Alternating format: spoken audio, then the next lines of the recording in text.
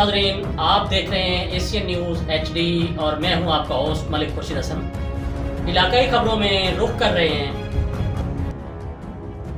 Report bureau chief Chakwal, Asian news.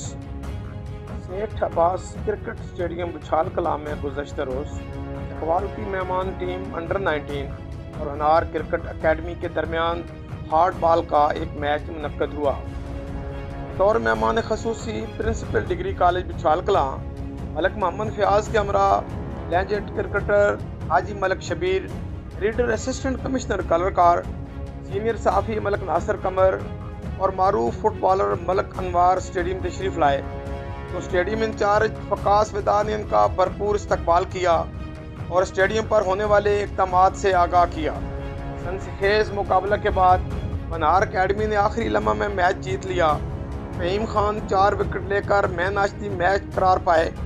ये बात record पर है कि नौजवान principal degree college Malik Mohammad Fayaz ने 4 संभालते ही न सिर्फ कॉलेज को नुमाया करने के इक़दामात शुरू किए बल्कि उस करोड़ों रुपए मालियत के स्टेडियम को फाल रखने के लिए हंगामी बुनियादों पर भी काम शुरू करा दिया।